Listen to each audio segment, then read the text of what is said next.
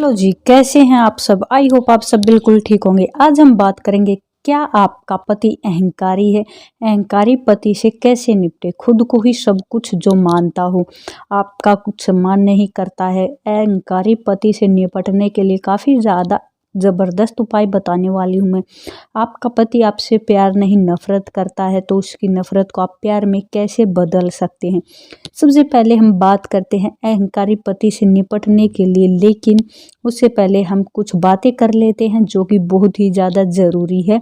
उन पतियों के बारे में जानना बहुत ज़रूरी है, आपको पता भी है या नहीं। तो सबसे पहले हम बात करें कि शादी के बाद कई महिलाओं की शिकायत रहती है कि उनके पति उन्हें सम्मान नहीं देते। वो जो सम्मान उन्हें मिलना चाहिए वो नहीं मिलता। आपको बता दें, रिश्ता खट्टे मीठे पलों का तो बहुत प्यारा लगता है, लेकिन अगर पति पत्नी के रिश्ते में सिर्फ खटास रह जाए, मिठास ना रहे, तो वो रिश्ता ख़त्म हो जाता है। शादी के ऐसे रिश्ते को सहेजने की बजाय ख़त्म कर देना उचित होता है, लेकिन शादी का पवित्र रिश्ता ख़त्म करने में भी समझदारी नहीं होती। उस रिश्ते को पहले आपको सुलझाने की कोशिश करनी चाहिए। उस व्यक्ति के अंदर जो कमियां, उन कमियों को ढूंढकर उन कमियों को दूर करना चाहिए। तो आप कैसे कर सकती हैं ये सब? सबसे पहले तो आपको देखना है कि आपका रिश्ता किस वजह से बिगड़ रहा है। आपका पति कैसा है? क्या आपका पति आपसे हमेशा झूठ बोलता रहता है? क्या आपका पति कभी भी अपने बात पर कायम नहीं रहता? आपका पति कहीं आप अपनी चलाने और आपको कंट्रोल करने में ज़्यादा खुश तो नहीं है? पति पत्नी अपने आप को, अपने रिश्ते को बचाने के लिए कोशिश तो ज़रूर कर सकते हैं, जिसकी वजह से उनका रिश्ता बच जाता है। लेकिन कुछ पति क्या होते हैं, पत्नियों को कुछ इस कदर टॉर्चर करते रहते हैं, कुछ इस कदर तकलीफ़ देते रहते हैं, जिसकी वजह से वो अपने पति पर ही निर्भर होकर रह जाती हैं। ऐसा करके उसे काबू में करने की कोशिश करते रहते हैं।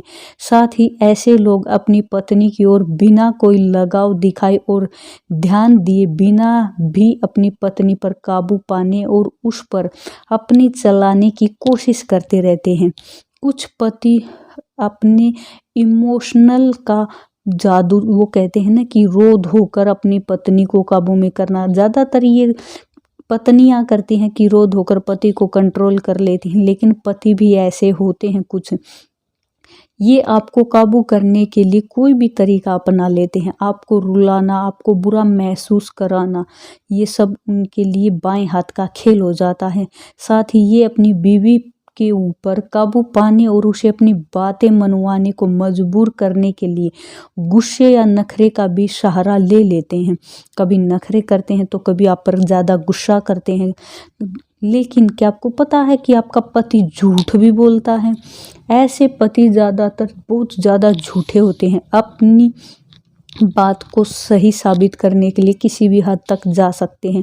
आपकी आधी सच्ची बात और पति की पूरी झूठी बात बराबर हो जाती है, या फिर वो कुछ भी झूठ बोलते रहते हैं, कुछ भी करते रहते हैं और फिर आपको सच्चाई का पता चलता तो आपको तकलीफ़ होती है, या फिर वो कुछ भी ऐसा वैसा कर देते हैं, लेकिन सारा कसूर, सारा दोष आप पर मंड देते हैं।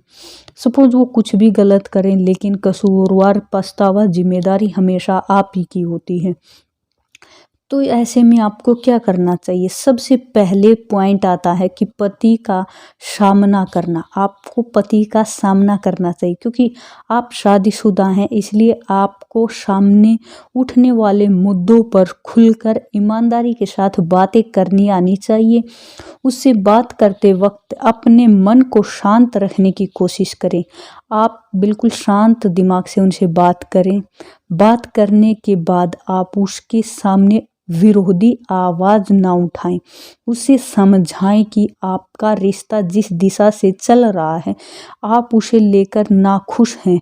दोष लगाने वाले शब्दों का इस्तेमाल कभी भी ना करें, जैसे कि आप उन्हें कुछ अहंकारी शब्द बोल देते हैं, तो ऐसा कुछ नहीं बोलना है आपको। समझने के लिए उनसे सवाल पूछें। आप अगर उन्हें नहीं समझ पाती हैं तो उनसे सवाल पूछना एक ऐसी टेढ़ी ट्रिक अपनानी है जिसमें आप उन्हें अच्छे से सवाल पूछ सकें, जिसकी क्योंकि वो अपने ऊपर होने वाली बातचीत पर ध्यान दे रहा होगा। उसे ऐसा लगेगा जैसे वो खुश होगा। जब वो बात करे तब उसकी बातों को दोहराएं। उसे ये दिखाने की कोशिश करें कि आप उनसे जो बात सुन रही हैं उन पर आप गौर कर रही हैं, उनकी बात सुन रही है। जैसे कि कई होते हैं पति जो अपने बाहर की प्रॉब्लम अपनी पत्नियों के साथ शेयर करते हैं, तो कुछ पत्नियां उन्हें इग्नोर करती रहती हैं, तो इस वजह से भी उन्हें गुस्सा आ जाता है। तो आपको उनकी बातें सुननी चाहिए और अगर आप मदद कर सकती हैं तो मदद भी करनी चाहिए आपको। दूसरा पॉइंट है, वो जो कहता है उसकी नकल करें। अगर आपका पति कहता है मुझे ऐसा लगता है जैसे मैं चाहे जो भी कर लूँ, कोई उसकी कभी तारीफ नहीं करने वाला। इसके लिए ऐसे रिपोजिट करें, मुझे मालूम है ऐसे में कैसा महसूस होता है। ये सच में बहुत मुश्किल है और इससे दिल भी दुखता है। आपको ये बोलना है उसके सामने, ये नहीं कि वो जो शब्द बोल रहे हैं आपको वही बोलने। आपको उनके सामने ये बोलना कि मुझे मालूम है ऐसा जब होता है तो कैसा महसूस होता है, ये बहुत मुश्किल, बहुत दिल दुखता है। तब उन्हें लगेगा कि हाँ, इनको भी फ़र्क पड़ता है ऐसी बातों से, तो वो आपकी बातों को समझेंगे। और क्या करना है आपको, तुम की जगह पर हमेशा आपको हम का इस्तेमाल करना है। जब भी उसकी गलतियों के बारे में बात करें या किसी मैरिज काउंसलर के पास आप जाते हैं, तब हमेशा तुम की बजाय हम का इस्तेमाल करना सीखें आप। इससे उसे ऐसा एहसास होगा जैसे ये सिर्फ उसका अकेले का दोष नहीं बल्कि एक दूसरे की जिम्मेदारी है और एक दूसरे का ही कसूर है, जिसकी वजह से उनके रिश्ते में नेगेटिव रिएक्शन हो रहे हैं। जैसे आप कई बार उन्हें बोल देते हैं झगड़ते वक्त, किसी बात करते वक्त आप बोलते हैं तुम बहुत सेल्फिश हो, तुमने सेल्फिश होकर मेरा बहुत दिल दुखाया, मुझे बहुत दुख पहुंचाया है। तो आपको क्या करना, कभी भी हम का शब्द का हमेशा उपयोग करना, तुम का कभी उपयोग नहीं करना। आपको क्या बोलना उनके सामने, अगर आप कुछ ऐसा बोलना चाहते हैं तब भी आपको बोलना है कभी कभी हम दोनों एक दूसरे के बारे में सोचने की बजाय खुद के बारे में सोचकर एक दूसरे का बहुत दिल दुखा देते हैं। तो हमें अपनी इस बात पर सोचना चाहिए, गौर करना चाहिए। ये शब्द आपको बोलने हैं उनके सामने। उसके बाद क्या करेंगे, एक दूसरे को ताने नहीं मारेंगे आप। पति पत्नी के रिश्ते में झगड़े की शुरुआत का कारण होता ही है कि वो एक दूसरे को किसी न किसी बात को लेकर ताने मारने लगते हैं। ताने कब बहस का रूल ले लेते हैं आपको पता भी नहीं चलता। जैसे कई बार पति की आदत होती है पत्नी के मायके वालों को लेकर कुछ कहना, या पत्नी की आदत होती है पति के मायके वाले के बारे में कुछ कहना। ऐसी कुछ बातें पति पत्नी में झगड़े का कारण बन जाती हैं। आपको ऐसी आदत नहीं लगानी है। आपको अगर ऐसी आदत लगी हुई है तो आपको उस आदत को बदल लेना, क्योंकि ये झगड़े की बहुत बड़ी वजह बन जाती है कभी कभी। इसके बाद आपको क्या करना है, अपने आप को ज़्यादा समझदार दिखाने की कोशिश ना करें कभी भी अपने पति के सामने, क्योंकि ऐसे में उसका ईगो हर्ट होता है। उसे लगता कि मुझसे ज़्यादा कोई समझदार है ही नहीं।